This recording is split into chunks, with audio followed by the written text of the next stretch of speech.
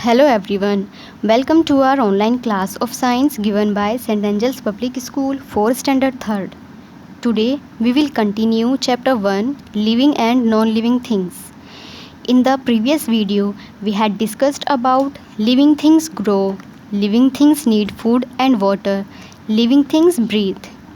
Today in this video we will discuss about living things feel, living things reproduce, man-made and natural things. So let's start. First topic is living things feel. सजीव वस्तुएं महसूस करती हैं. All living things can feel and react. React means प्रतिक्रिया करना. सभी सजीव वस्तुएं महसूस और प्रतिक्रिया कर सकती हैं. Human beings and animals have sense organs, eyes, ears, nose, tongue and skin to feel and be aware of the changes taking place around them. Aware means जागरूक. Human beings means मनुष्य.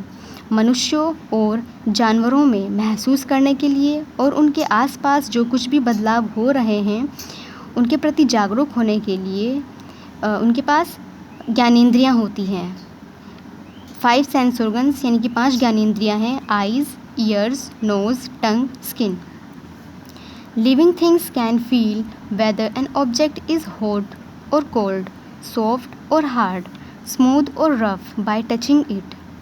सजीव वस्तुएं किसी वस्तु को छूने पर यह महसूस कर सकती हैं कि एक वस्तु गर्म है या ठंडी है, मुलायम है या कठोर है, चिकनी है या फिर खुरदुरी है. Plants can also feel. पौधे भी महसूस कर सकते हैं.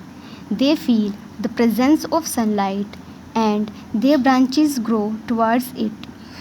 वे सूरज की रोशनी की उपस्थिति को और इसकी ओर अपनी शाखाओं के बढ़ने को महसूस करती हैं.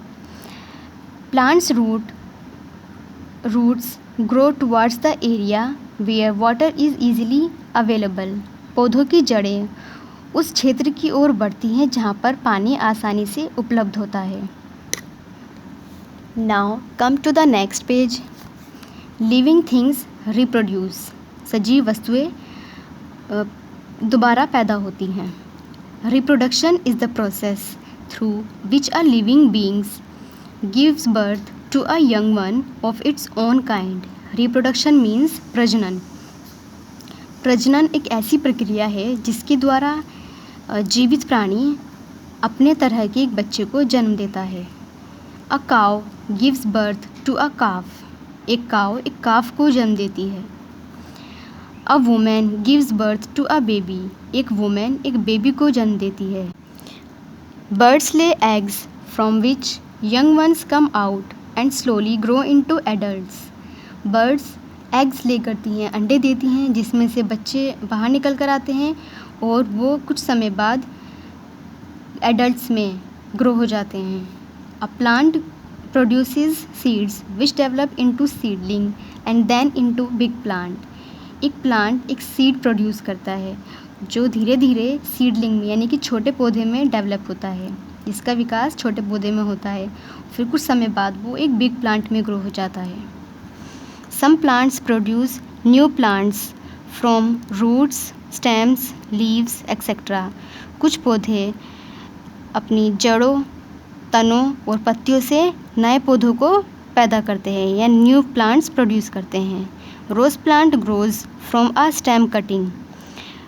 रोज़ प्लांट स्टेम की कटिंग से यानी तने की कटिंग से ग्रो होता है. Now come to the next page. Face the fact. An ostrich egg is the largest egg in this world. इस संसार में शतुरमुर्ग का अंडा सबसे बड़ा अंडा है. Man made and natural things. मनुष्य द्वारा बनाई गई और प्राकृतिक वस्तुएं. There are 2 types of non living things. निर्जीव वस्तुएं 2 प्रकार की होती हैं, मैन मेड एंड नेचुरल. मनुष्य द्वारा बनाई गई और प्राकृतिक. Things which are made by man are called man made things. वे वस्तुएं जो मनुष्य द्वारा बनाई गई हैं उन्हें मैन मेड थिंग्स यानी कि मनुष्य द्वारा बनाई गई वस्तुएं कहा जाता है. Things which are not made by man are called natural things. और वे वस्तुएं जो मनुष्य द्वारा नहीं बनाई गई उन्हें नेचुरल थिंग्स प्राकृतिक वस्तुएं कहते हैं। Some man made non living things are, कुछ मनुष्य द्वारा बनाई गई निर्जीव वस्तुएं हैं। Furniture, house, shoes, clothes, vehicles and roads, ये सभी वस्तुएं मनुष्य द्वारा बनाई गई निर्जीव वस्तुएं हैं। Some natural non living things are soil, the sun, water and air, कुछ प्राकृतिक निर्जीव वस्तुएं हैं। मिट्टी, सोइल मीन्स मिट्टी, सन सूरज, पानी और हवा, ये सभी प्राकृतिक निर्जीव वस्तुएं हैं।